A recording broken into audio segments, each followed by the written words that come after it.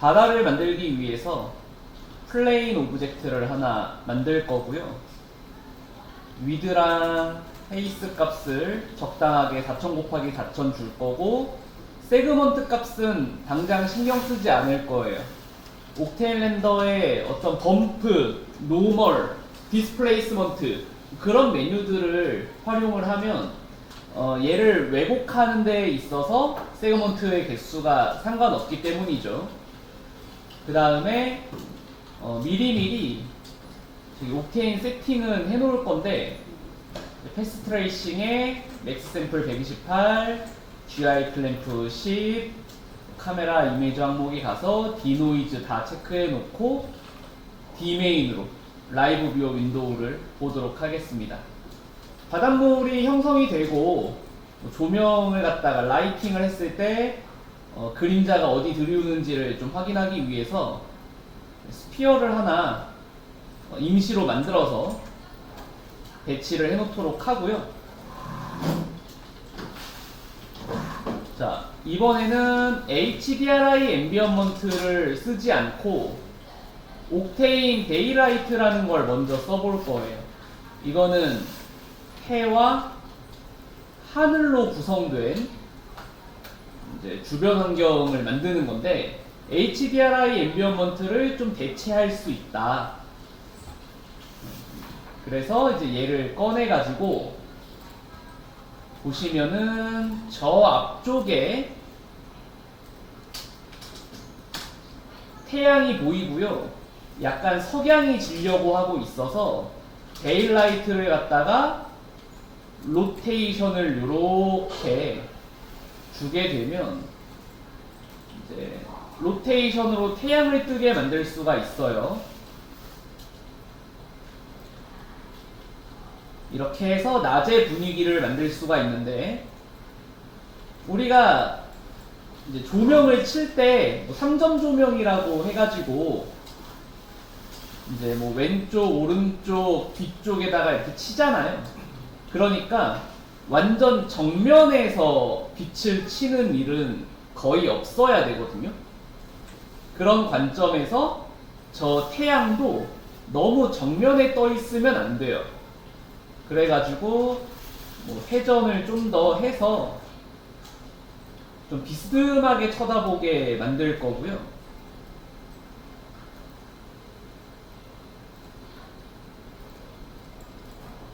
그리고 나서 데일라이트의 속성을 살펴보면 이제 여기 붙어 있는 태그를 봐야 되는데, 스카이 터비디티라고 해서 약간 안개 낀 듯이 안개가 끼게 되면은 태양빛을 잘 전달을 못 하잖아요. 그래서 요거는 보시면은 하이라이트의 정도를 좀 줄이는 거라고 보시면 되고요. 파워랑 썬라이트 같은 경우에는 그냥 세기라고 생각하시고, 노스 옵셋 같은 경우에는 이제 제가 방금 전에 이제 회전 툴로 태양이 비스듬하게 뜨게 만들었잖아요. 근데 노스 옵셋을 건드리면 이제 회전 툴을 쓰지 않고도 태양이 떠 있는 방향을 조절할 수 있어요. 선 사이즈 같은 경우에는 태양의 크기라고 직역하자면 그렇게 되어 있지만, 얘 값을 올리면은 그림자가 좀 부드럽게 처리됩니다. 값을 올리면 그림자가 부드럽게 처리돼요. 이거는 뭐냐면, 우리가 레이저를 생각했을 때 레이저의 노즐이 엄청 작으면 거기서 엄청 강렬한 빛이 발사가 되고, 사물이 있으면 사물의 그림자도 엄청 세게 들이운다. 빛이 세면 그림자가 세다. 이런 개념인 거고, 노즐이 크면, 레이저의 노즐이 크면 빛이 분산되기 때문에 오브젝트가 있으면 그림자도 분산된다. 이런 개념으로 선 사이즈, 어떤 노즐의 크기라고 보시면 되겠습니다. 레이저의 어떤 노즐의 크기라고 생각하셔도 되겠습니다. 그래서 스카이 터비디티 한 2.8 정도 줬고요. 선 사이즈 10 정도 줬어요. 그리고 나서 스페큘러 매터리얼을 한번 적용을 해볼 건데요. 플레인에다가 적용을 해볼 건데, 우선 커먼 항목에 페이크 섀도우는 체크를 할 거고요. 인덱스, 굴절률이 있어요. 구글에다가 이제 굴절률 표라고 검색을 해보면 이런 수치값에 대한 표가 나온다고 했었고, 여기 보시면 물은 굴절률이 1.3, 이제 유리가 1.5, 그렇게 따졌을 때 현재 굴절률이 유리에 맞춰져 있고요. 굴절률을 1.3 줄 거예요. 세상에 뭐 러프니스가 0인 건 없다 해가지고 플로트 텍스처 값을 0.001이라도 줘 놓을 거고요. 나머지는 일단은 기본값을 줘 놓을 건데, 확인을 해보시면 별로 그렇게 이 투명한 매터리얼의 질감이 좀 살아나고 있진 않아요.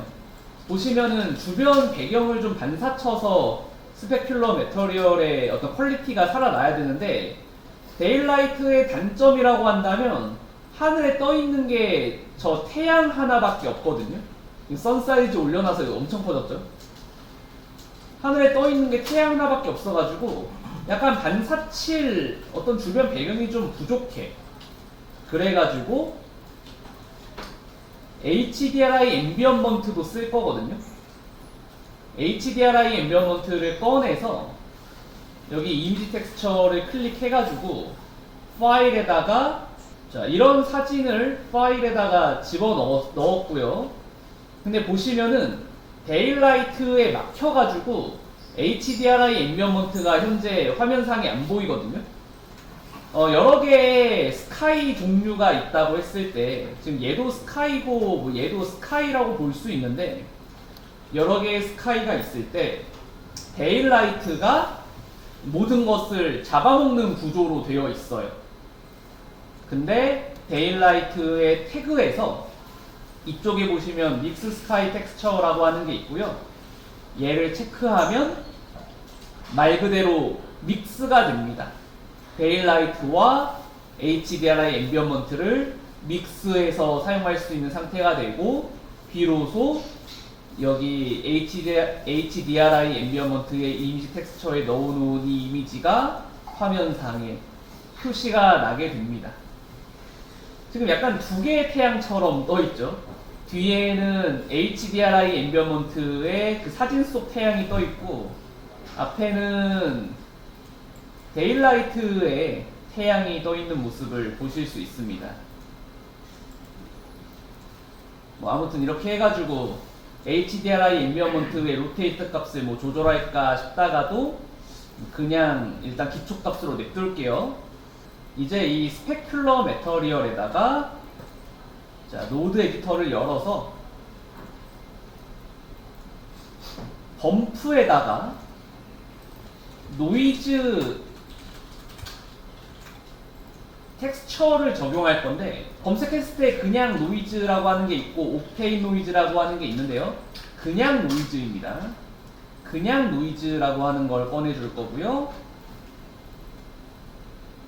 얘는 옥테인 렌더의 노드는 아니에요. 원래 기본 렌더링 시스템에서 갖고 있던 텍스처 종류인데, 이거를 뭐 옥테인 렌더에서 연결만 할 수 있다 뿐이지 옥테인 렌더의 그 노드는 아니기 때문에, 뭐 여기 뭐 트랜스폼 프로젝션 이렇게 써있긴 써있는데 얘는 트랜스폼이랑 프로젝션 못 따라요.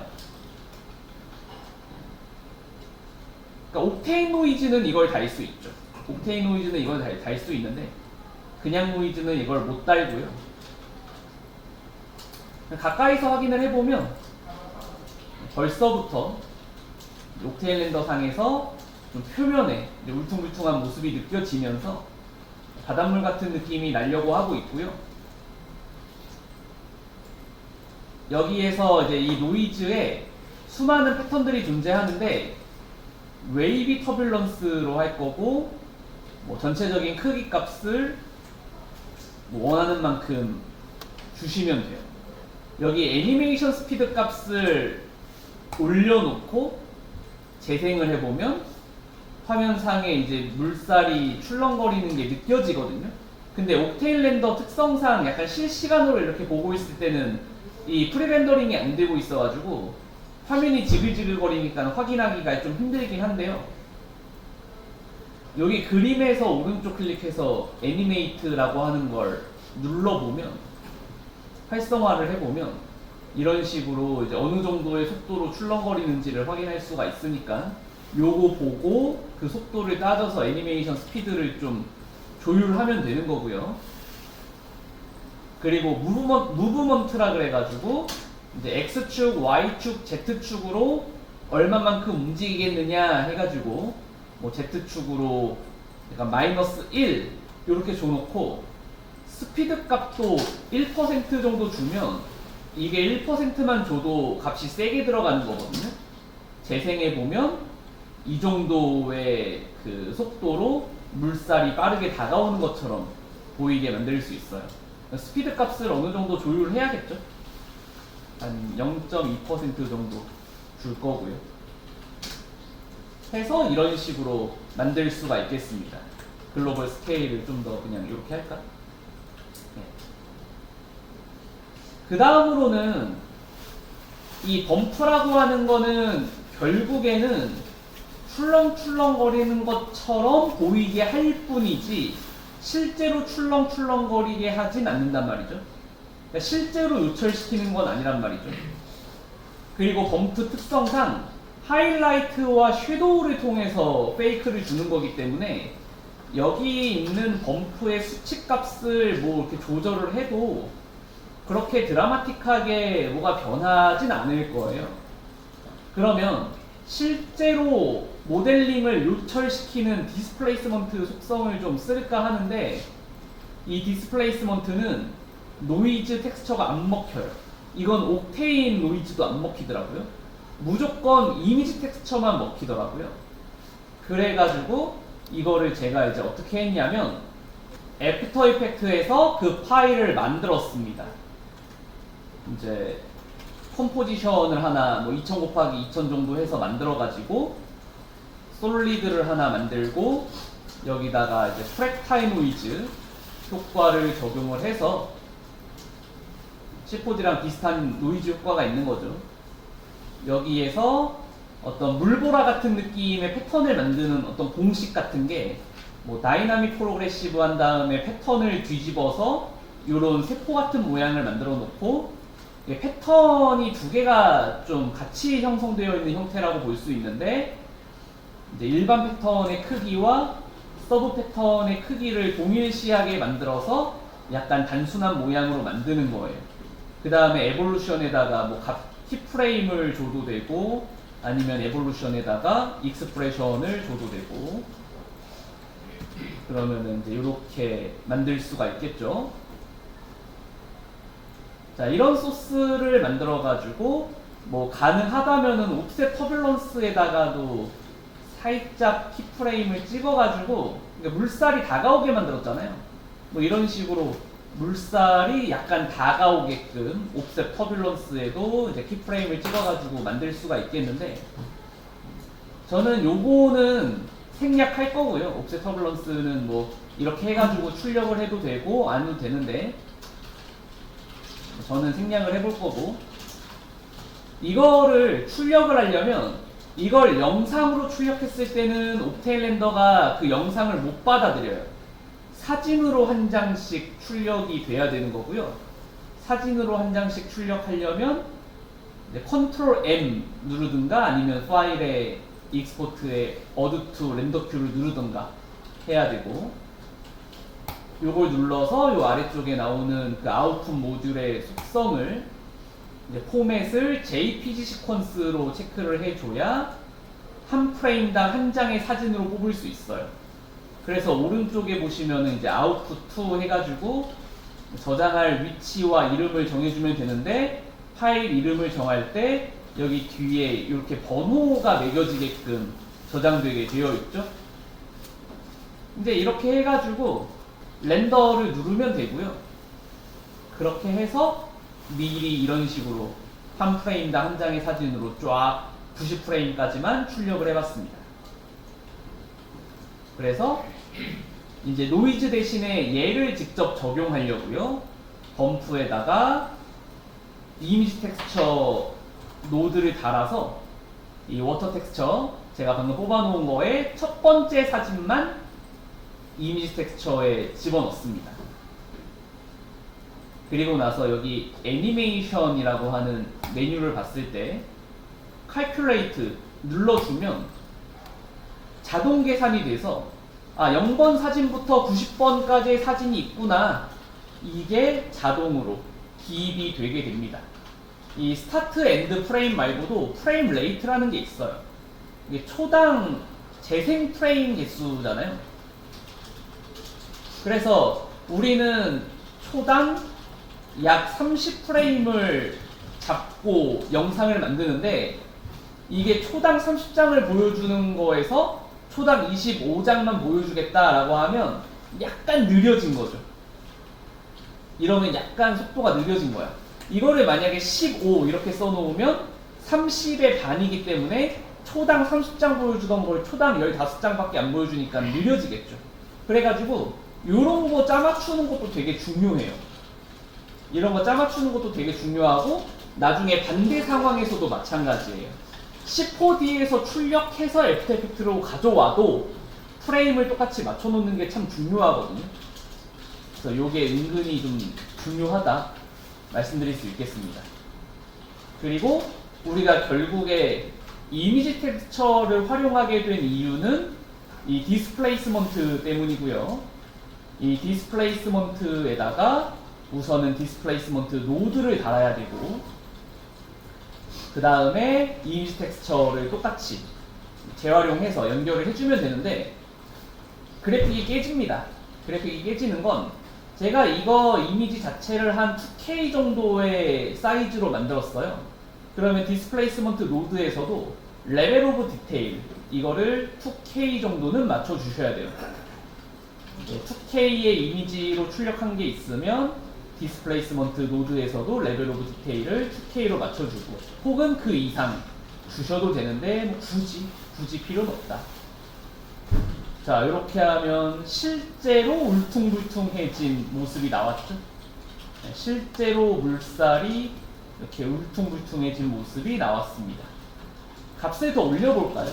이 값을 갖다가 더 올려보면, 자, 이거는 근데 레벨 오브 디테일 좀 더 올려줘도 되겠다. 약간 계단 현상 같은 게 좀 보이긴 보이네요. 자, 해서 이 높이 값을 일부러 좀 더 잘 확인이 될 수 있게끔 높여보면 실제로 이렇게 요철되어 있는 모습을 확인하실 수가 있고요. 적당한 값을 주도록 하겠습니다. 재생을 하면 재생도 안정적으로 재생이 되는 거고요. 그래가지고 저희가 이제 이 모델에 세그먼트 개수가 몇 개 없더라도 옥테일 렌더의 매터리얼을 이용해서 요철시키는 방법에 대해서 이제 알아봤는데요. 그러면 반대로 이 옥테일 렌더를 이용하지 않는다고 하면, 옥테일 렌더의 이런 요철 시스템을 이용하지 않는다고 하면, 그러면은 이 플레인의 세그먼트 값을 갖다가 막 엄청 늘려가지고, 이 세그먼트 개수를 엄청 늘려가지고 여기에다가 디스플레이서 디포머를 적용해서 쉐이딩 항목에 노이즈를 적용해가지고 뭐 비슷하게 처리할 수 있어요. 비슷한 개념입니다. 근데 그만큼 세그먼트 개수가 엄청 많아야 그만큼 디테일하게 좀 표현할 수 있다, 그렇게 말씀드릴 수 있겠고요. 이 디스플레이서 디포머를 이용하는 어떤 장점이라고 한다면, 이건 진짜 말 그대로 모델링 자체를 울퉁불퉁하게 표현한 거기 때문에 우리가 이거를 이렇게 탑뷰 시점에서 바라봤을 때 어떤 프레넬의 법칙에 대해서 좀 저항력이 생겨요. 이건 진짜 울퉁불퉁하게 표현된 거니까, 무슨 이 오브젝트의 드리우는 어떤 하이라이트의 정도가 달라져요. 오브젝트의 드리우는 뭐 반사값의 정도가 달라져요. 뭐 굴절률의 정도가 달라져요 하는 그런 프레넬의 법칙이 실제로 이렇게 왜곡시켰을 때는 그렇게 그런 법칙이 적용되지 않겠죠. 그런 장점은 있습니다. 근데 어쨌거나 최적화 문제가 좀 심각하죠. 이러면은 내가 이제 다른 오브젝트들을 만들기 시작하면은 이거는 오브젝트만 만들어도 서서히 렉이 걸리기 시작하거든요.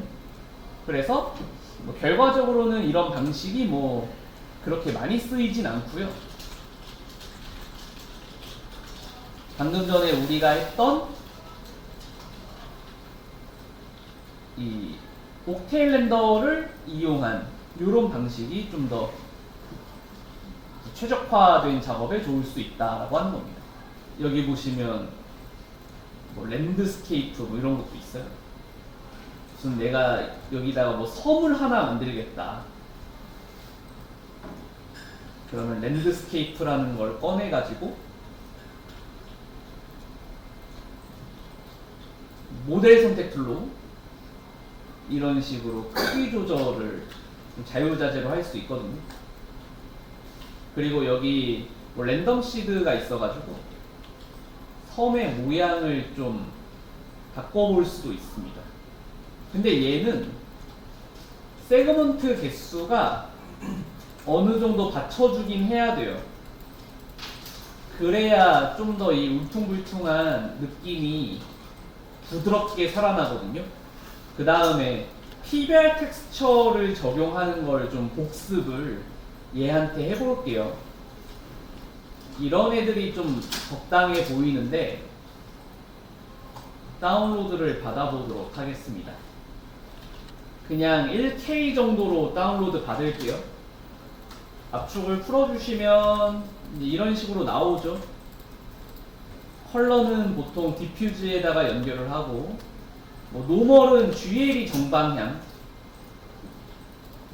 디스플레이스먼트, 러프니스 이렇게 있는데 C4D에서 글로시 메터리얼을 하나 만들어서 랜드스케이프에 적용해 주시고요. 이 노드 에디터에다가 이 4장의 사진을 전부 드래그해서 넣어버리세요. 이렇게 되면 자, 컬러, 러프니스,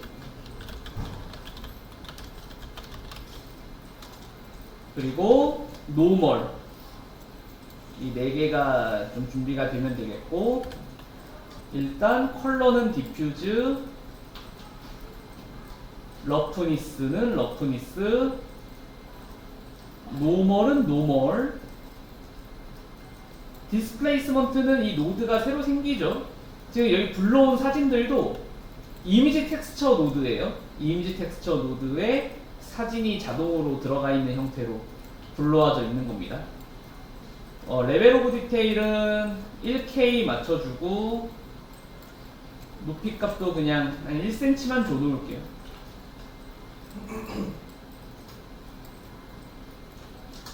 자, 이렇게 세팅 마무리하세요.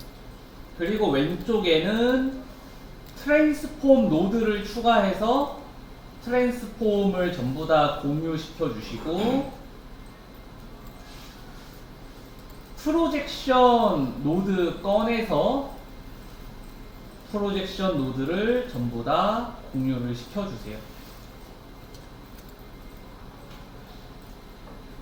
그리고 앰비언트 CG에서 다운로드 받는 파일들은 전부 다 타일화가 가능한 파일입니다. 그러니까 패턴이 계속 연결될 수 있는 파일이고요. 그랬을 때 우리가 텍스처 프로젝션에서 이제 프로젝션을 박스 요걸로 해주시는 게 가장 무난하다. 근데 명색이 섬인데 비율로 따져보면은 이 풀들이 좀 섬에 비해 커. 그래가지고 트랜스폼 항목에서 스케일 값을 한 0.25 이렇게 줘버릴까요? 패턴의 크기는 줄였는데 요철되는 크기는 안 줄여가지고 되게 징그럽게 나오고 있어요. 그 헤이스 값도 좀 줄여주는 게 좋을 것 같고 한 0.5 정도. 뭐 어차피 이거를 가까이서 볼 것도 아니죠. 좀 멀리서 볼 생각이니까 적당히 마무리 하시면 될 것 같습니다. 아니 이렇게 보면 여기가 이렇게 네모나지 않느냐. 뭐 아예 그냥 어쨌든 바다 밑에도 바닥은 있을 거 아니에요. 바다 밑에 바닥은 있을 거니까 뭐 비슷한 바닥을 그냥 밑에 깔아가지고 좀 퉁쳐봐도 되긴 해요. 비슷한 바닥을 밑에 이렇게 깔아가지고 여기다가 뭐 같은 메터리얼 적용해서 약간 퉁칠 때도 있는데 이건 좀 너무하다, 그죠? 아니 좀 다른 색을 쓴다든가 하면 되는데 아니면은 차집합을 하는 것도 방법이죠. 하나의 큰 큐브를 만들어가지고 이렇게 겹쳐놓고 불을 꺼내가지고 불로 이제 차집합을 해서 이렇게만 만들면 되죠? 그죠? 불로 차집합해서 이렇게만 만들면 됩니다. 이것저것 방법은 많아요. 또 아니면 또 뭐가 있을까? 아니면 그냥 메이크 엔터블 해가지고 주변 땅을 이렇게 선택해서 뭐 지우면 되지 뭐. 그죠? 불이 근데 제일 깔끔한 것 같아요. 불 방법 추천. 보통은 랜드스케이프를 깔잖아요. 그러면 이렇게 가운데 안 두고 약간 배경 요소로 쓸 때가 많거든요. 배경 요소로. 우리가 이런 거를 약간 V자 구도라고 하는데 나중에 뭐 구성과 구도에 대해서 수업을 나갈 거예요. 그래서 이렇게 V자로 표현해서 배경이 좀 허전하지 않게 표현도 해주면서도 가운데 피사체를 피해서 꾸며지기 때문에 V자 구도를 자연스럽게 쓰게 되는 겁니다. 일단 수평선이 이렇게 생으로 안 보이는 게 좀 중요하긴 하거든요. 저희 포폴 만들 때 웬만하면 이렇게 수평선을 생으로 냅두지 않고요.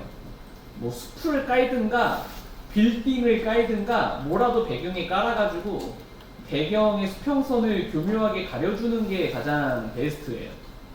이렇게 해놓은 것도 있고 뭐 이런 경우도 마찬가지죠. 그러니까 뒤에 수평선이 안 보이게 나무를 엄청 깔아놨고 이렇게 타고 들어갔을 경우에 이런 부분도 마찬가지죠. 랜드스케이프를 보통은 배경 요소로 쓴다.